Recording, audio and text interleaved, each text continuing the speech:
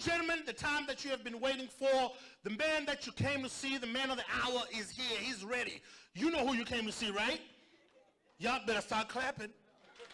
I mean, I'm trying to tell you, this brother right here, he is on point. Very good friend of mine, all the way from Houston, Texas, by way of Lagos. Keep clapping for your headliner coming to the stage. Ladies and gentlemen, Mr. MCPC. Give me love, make a love. No one don't wanna love. Damn, fresh. Shawty wanna $1 million. Shawty wanna $1 million. Say make a wire. Don't need to wanna call out my love. She said all our friends leave me la vida loca. I found me my love. Yeah, you for there for me. You for there. Thank you. So, how you doing, man? My brother, don't be confused. It's me. When Donald Trump become president, you have to change your strategy. You know, as we were driving to Dallas, I stopped by in the gas station. I didn't like the way some white people were looking at me, so I just went and I bought this. I said, you know, like, man, they asked me, are you African? I got confused. I said, which part of Africa? I said, are you African? I said, no, I'm not. I was born in this state. I said, which state? I said, Edo State. Because right now, I'm not ready to go back to Africa, man. You guys having a good time so far? Yeah, put your hands together for every comedian that have come here. You know, I want to thank you all for coming. You know, please, all of you call me MCPC. No, my name is Billy. You know what I'm saying? You know, I just got back from Nigeria. You clap now, clap. At least I went and I came back. Like I said in the morning before, you know, I live in America for 10 years, and I thought I'd be so Americanized, and I met my father for the first time after 10 years. And I just say, hi, Dad. My father said, are you high? I said, no, Dad. And I said, and I found out that, you know, in Nigeria, I was not confused who went abroad, who is then. Everybody, they have American accent. I'm serious. Me that came from America, I was not confused. I said, my brother, are you the one that live in America, or was me? There's one of my cousins who has been trying to come to America for the past 25 years. He's 16 years old. But for the past 25 years, he's been trying to come to America. So when I went, I was able to like get his paper right, and he came with me. Just less than 2 hours at the airport. Osas, his accent changed. When I went home, I said, Osas, how was your trip? He said, man, it's good. I said, you the Chris? I said, man, it was good, man. I said, okay, what do you feel like eating? He said, man, I want to eat cheeseburger. I said, what taught you cheeseburger? Then when we go home at about 1 a.m. in the morning, I started hearing somebody ironing clothes and fetching water. I said, who is fetching water at this middle of the night? It was Osas fetching water. I said, Osas, what's going on? I said, bro, man, you don't know, man. NEPA can take light anytime, man. I said, there's no NEPA in this place. Then the weather was so hot to the point that, you know, Houston is always very hot. Osas wore about 3 kind of jackets. And I said, Osas, take off your jacket. You know what I said? He said, must not hurt. I said, your father, you will soon die. You know? So it's so great to be back, you know. See, it's great to be back home, you know what I'm saying? Like I was telling them in the church this morning, there's a difference between when you travel with the American passport and when you travel with a visa or your Nigerian passport. You know, that passport kind of give you some kind of confidence, you know, to slap someone. For example, whoever is in front of me now, a pastor, sorry, please, not joke. You know, so it's good. I remember those days when I used to travel with the Nigerian passport with a visa in it. And whenever I'm coming back into the country, I'm always afraid. Oh man, I hope they let me in. I hope they let me enter this country. You know, pray, and I come in. All right? And I used to hear the immigration officer at the port of entry telling the Americans, welcome home. I begin to wonder, Father, when will I ever hear welcome home? So as soon as I got my US passport, ladies and gentlemen, I bought my ticket to London for no reason. I went there, charged my phone, I came back the next day. Got punished money. So as I was coming back, you know, there's some passport you hold, they give you confidence. The American passport, very, very solid. You know, at that time, I came over to the immigration officer. You know, at that time, you know, when you have the Nigerian passport or any other national passport with visa, they interview you. But if you have the blue passport, you have conversation, you know. What's Lisa, how are you? That's your wife treating you very well? Well, you know, as a fellow American, I'm so concerned about your job, you know. So, yeah, do you like the president? We can vote him out, you know what I'm saying? And I said, well, where are you coming from, by the way? I said, well, I just went to London to charge my phone. I said, oh, that was really good. And he said, welcome home. And I said, ladies and gentlemen, that's exactly what I've been working for. And now I realize that children in this country have a way of making us feel as if no matter how long you live in this country, you are still an African. You know, my daughter walked up to me recently and said, Daddy, I said, yes. She said, I realized you speak two kinds of English. I said, what do you mean by that? He said, Daddy, when you're outside the house, you speak like the Americans. Everybody can understand you. But when you come back home, you speak English like Alpha now. Waiting day. Daddy, why do you always have to put O in everything you say? Are they hungry, oh? Where your mama, oh? Come out here, oh, you know? I said, oh, so you realize why I speak two kinds of English. Let me explain to you. Outside this house, that is Houston, Texas. Donald Trump, unfortunately, run that place. But in this house, this is Awuchi, Edo State, Nigeria, West Africa. You do anyhow, you go see anyhow. Every day she walk out to me and say, Daddy, did I do anyhow today? I said, no, you've not done anyhow. One day, you know, kids here have so many privileges. One day I went to do a movie and I came back very late from set, about 10 minutes late. You know when you come back and you pick them late from school, they have to make you go into the office and sign some paper for your picking. You have to now prove that you are the father. As if they were there when you were in ministry. You know what I'm talking about. So I went there and my girl came out. Here you people call it attitude. Started giving me attitude for area where they call it misbehavior. She was angry. I said, what's the problem, baby? So, Dad, you came late to pick me up. I said, me? I came, but late. You are lucky I came, oh. My father never came to my school one day. The only time my father came to my school was when they were sharing free jollof rice and chicken. My friend, will you tell this guy your father? Oh, sorry, it's me. It's me, you know. You know, it's beautiful, man.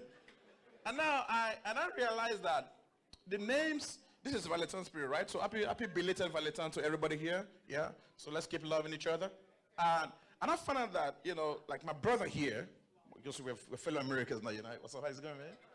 Yeah, you know.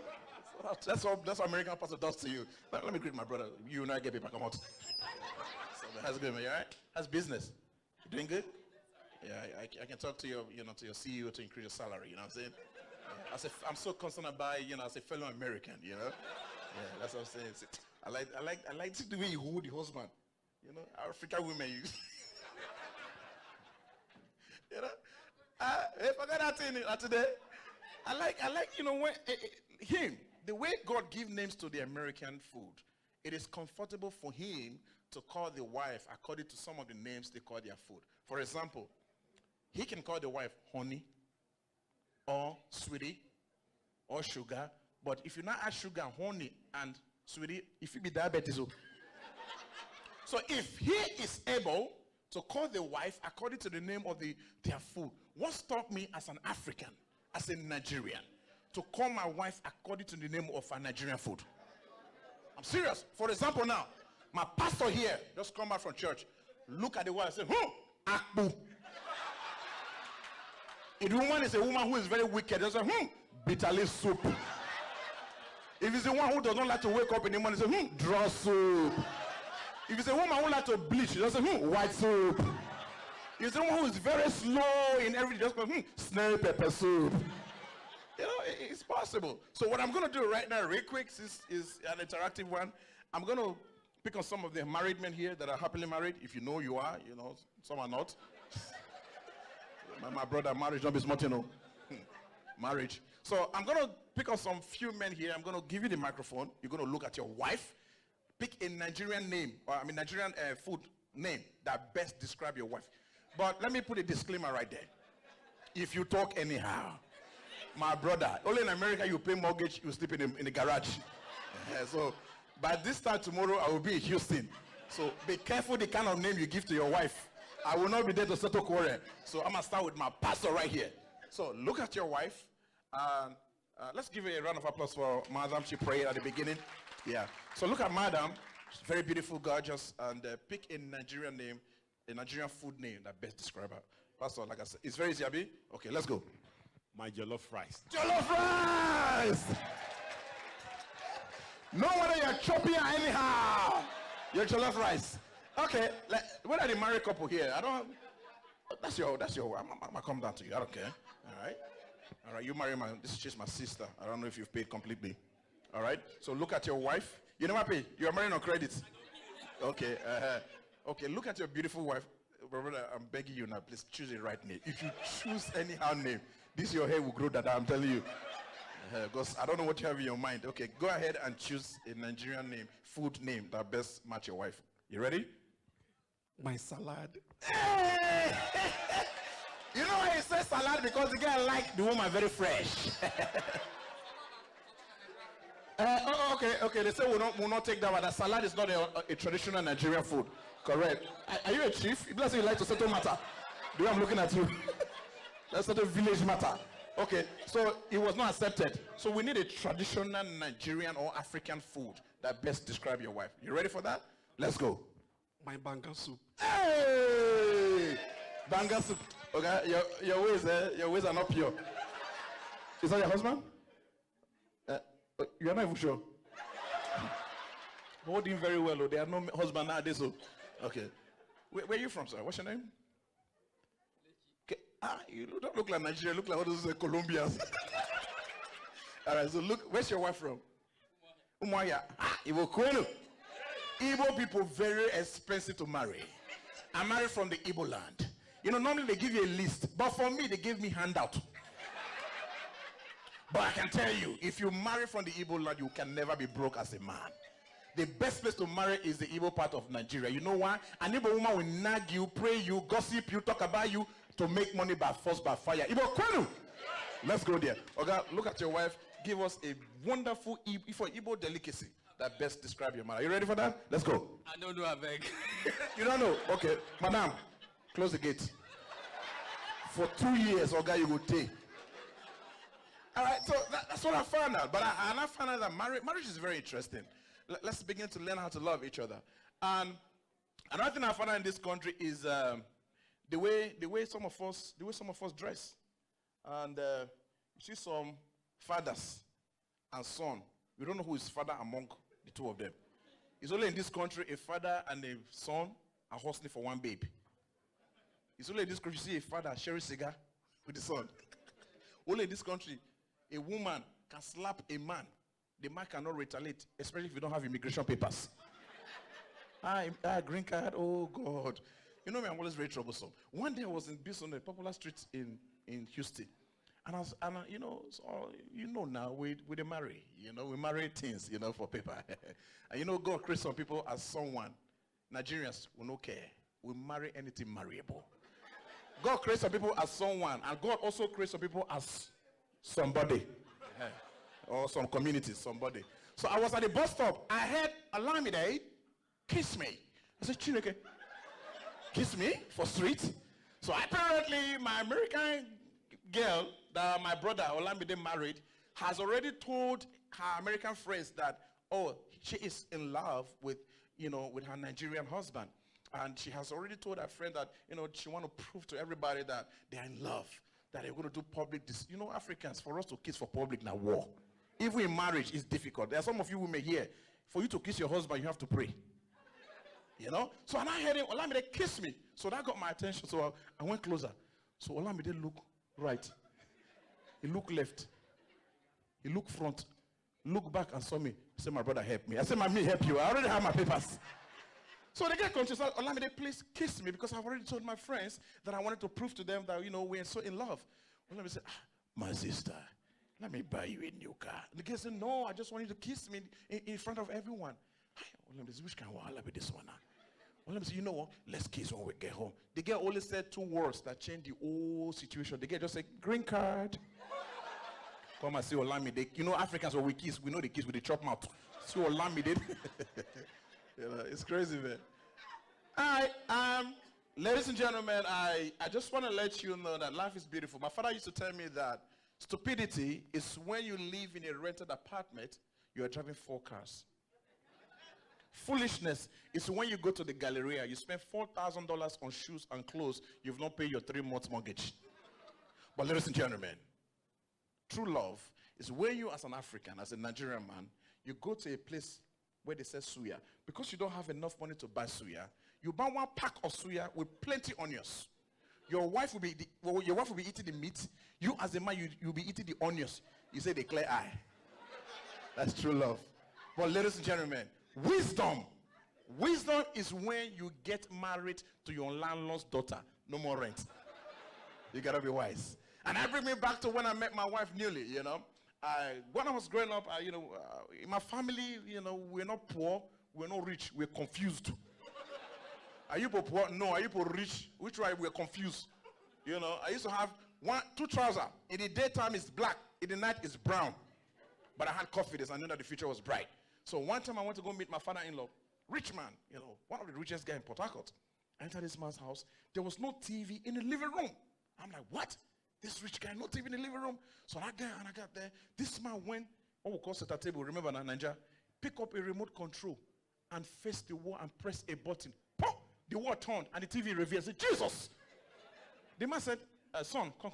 Have you ever seen this kind of a thing before? I look at him. If I say yes, I am lying as a Christian. If I say no, I'm a bushman. So when he asked me, son, have you ever seen a TV that revealed from the wall? I just said, Daddy, it is well. And after 12 years, whenever he sees me, say, my son, is it well? I said, Daddy.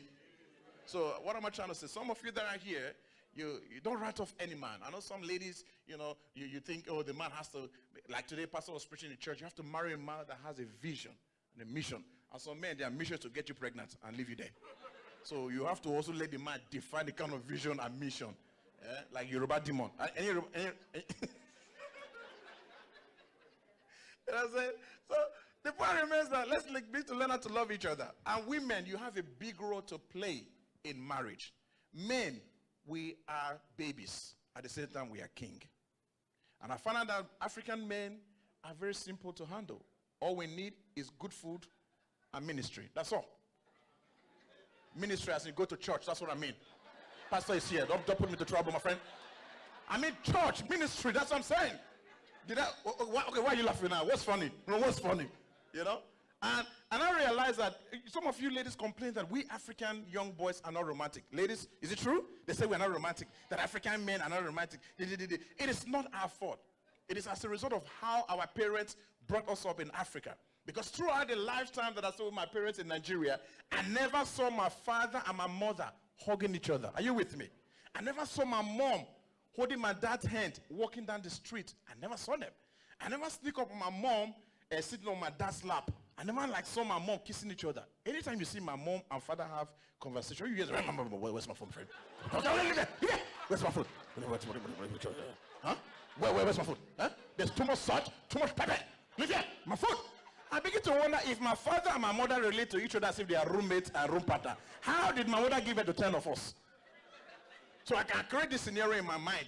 So let's say after my father has behaved as if he's a tough guy in the public, in the night, when you want to minister, now we are talking. I can imagine saying, my father would just come and meet my mom where they're in the bed. Saying, the most romantic name an African father can give to the wife is the name of their first child. Mama Temi. That's hey, don't laugh, that's a romantic name. Mama Bisi. Mama Ngozi. Bia.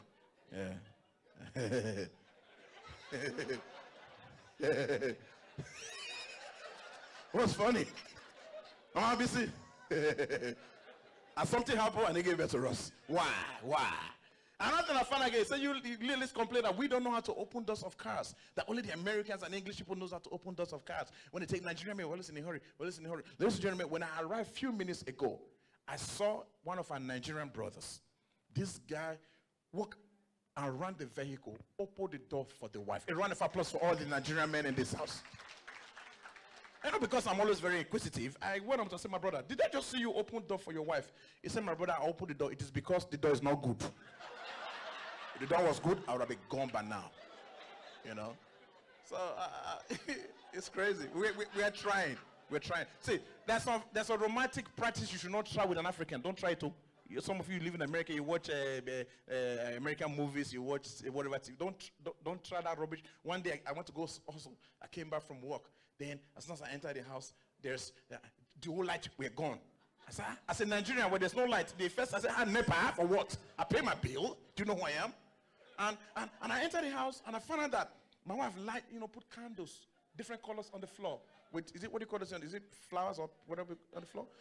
As I saw different colors, I said, child, this woman want to turn me to money.